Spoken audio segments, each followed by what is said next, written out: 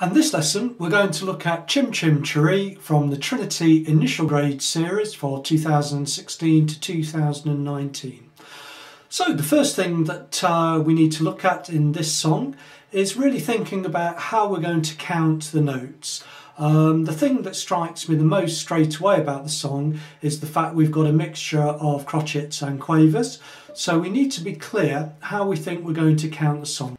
The first thing I'm going to do is I'm just going to tap the rhythm out of the song in the first couple of bars, just so we know how it's going to sound when we play the notes. 1, 2 and 3, 1, 2 and 3.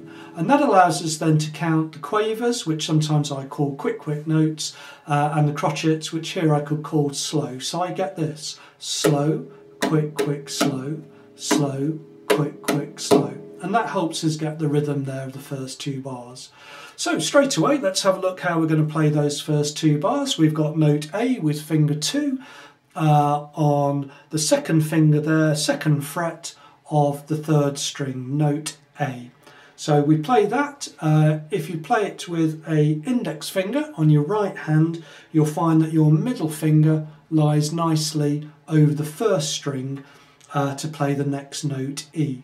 So the notes we've got A, E, E, E. So I've got a little bit slower, A, E, E, E. And we're playing mezzo piano, moderately quiet, so not too loud.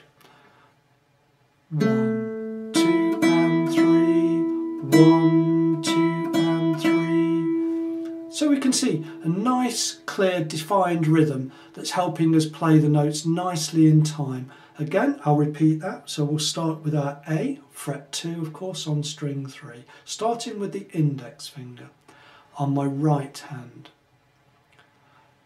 1, 2 and 3, 1, 2 and 3. Okay, to the next part of the song. So we've got E, F, fret 1 on string 1, E, and then D, fret 3 of string 2.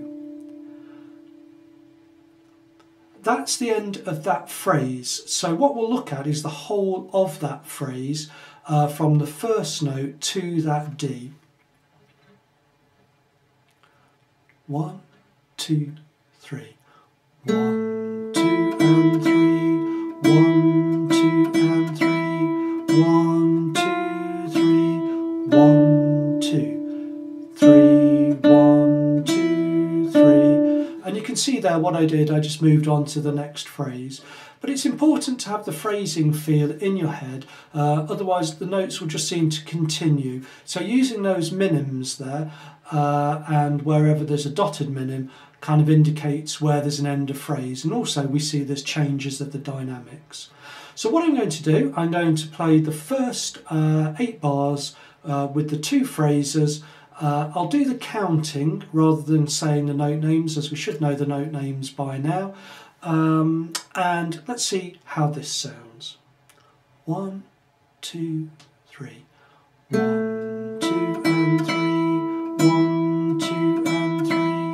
1, 2, 3. 1, 2, 3. 1, 2, 3.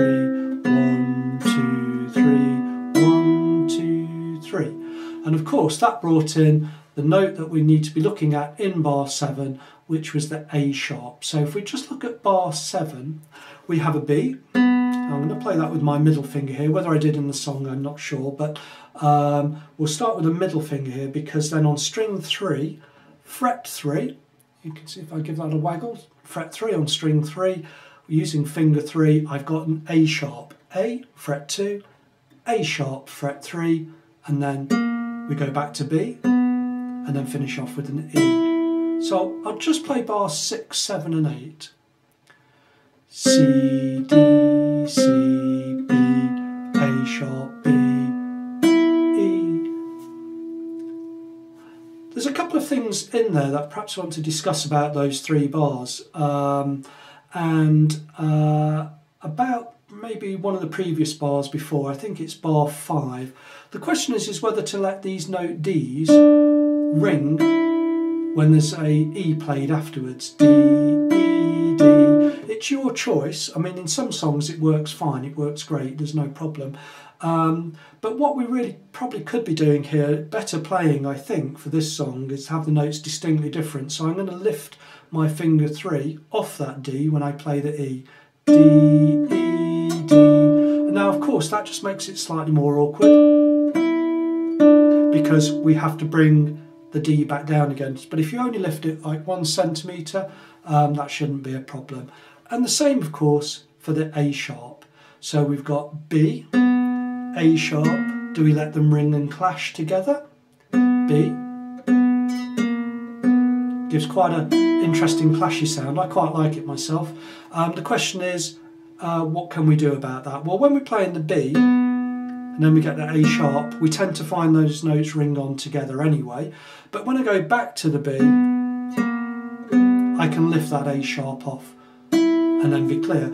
But this is a feature obviously of the guitar. We get lots of open string ringings as we play a new note on another string, and the question is, do we mute that note before moving on? Well, sometimes it sounds fine, and other times then we think, well, maybe we have to stop that note. It's down to your choice. It's not such a big issue at the moment, so my advice is don't worry about it too much.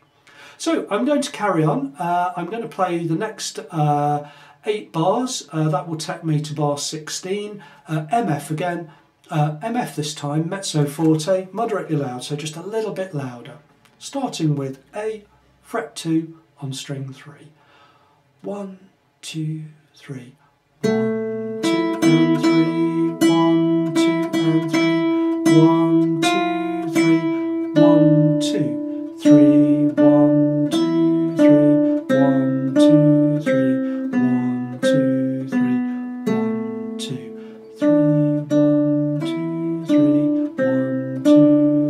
1, 2, 3. 1, 2, 3. 1, 2, 3. And I can let that note ring on because it's got a pause mark over it. So the only things there that we brought in compared to the previous part of the song, we had a P piano in end of bar 16, P piano quiet, and ritando for slowing down. And you can hear there what I did, I just put a little bit of a break on the song just to bring it to the end. My counting slows down, and then I rested my fingers on string 1 to play a thumb stroke for the low note A, string 5, A, pianissimo, very quiet. So here, to have a little bit more control, instead of playing just a free stroke, I just did a small rest stroke. Not a big one to make it too loud, but and just rested my thumb on there. And it gives me a little bit more control on my thumb. So I hope that is a good lesson for you on Chim Chim.